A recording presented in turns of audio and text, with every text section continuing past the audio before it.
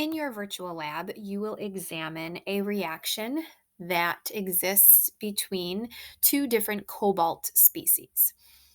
I am going to show you an example using a different reaction so that you can use this example to help you answer your questions. So, when we are looking at a reaction that's at equilibrium, we can't just tell that the reverse reaction rates are equal. We have to have some visual clue. And a great visual clue for a lot of reactions is a color. So, for example, in the reaction that's listed above, we have an iron ion and a thiocyanate ion as reactants, and then a combination of those two to form a new ion as a product. And the way that we know whether one iron compound is favored or not is by looking at its color. So we can see here that this is an orange color.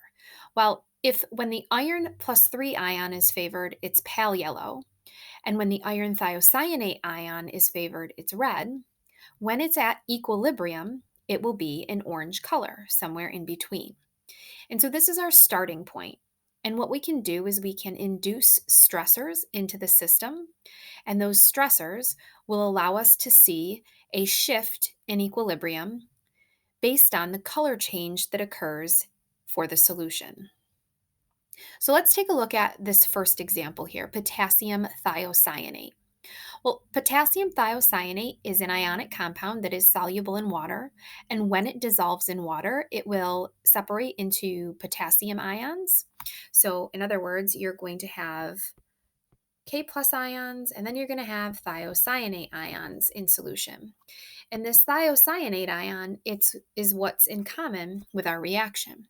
So, really, when we add potassium thiocyanate, we are adding the thiocyanate ion.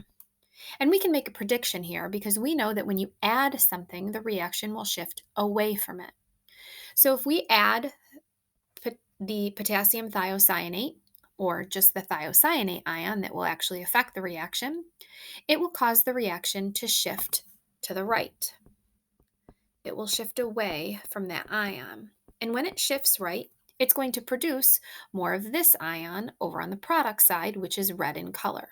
So when we add the potassium thiocyanate, you see the change in color. It started as orange and now it is red. And so what we can say here is that when we added the potassium thiocyanate, the FeSCN, the iron thiocyanate ion is favored. And so in your lab, you're going to be asked what ion or what species is favored, and you're always going to want to look at the color change. Whatever color change occurs, that is what is favored. Okay, and the next example is with iron nitrate. Now this one's pretty tricky. It does tell us down here. I'm sorry, this is not the tricky one. I apologize. If we add iron nitrate, also soluble in water, we really are adding iron ions and we're adding nitrate ions. The iron ions are found in our reaction. So again, we're adding a reactant. If we add a reactant, it will shift away from the reactant. And so let's see what happens if we add our iron nitrate. Again, it turns red, indicating that it did in fact shift to the right to produce more of our red colored substance. The tricky one that I was talking about was this sodium hydrogen phosphate.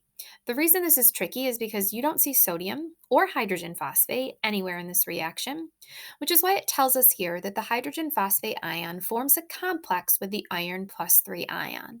Now, what that means is it actually removes the iron plus 3 from the solution. Now, you'd be told this in the lab. In fact, there is a situation like this, and you will be told that it removes a substance. And if iron plus 3 is removed, the reaction will want to replace it, and the only way to replace it is to move in the direction of the iron to produce more of it. And so let's take a look at what happens when we add the sodium hydrogen phosphate. We see that it starts off at equilibrium at that orange color, and it does in fact turn yellow. And because we know that our reactant is yellow, we know that the reactants were favored after that addition, and therefore it shifted to the left. And finally, we have our heat. Okay, we're going to add heat. While heat is a product, it's an exothermic reaction. So we're adding heat. It'll shift away from the heat. So we can make the prediction that if it shifts left, it will turn yellow. And we can see that that's exactly what happens.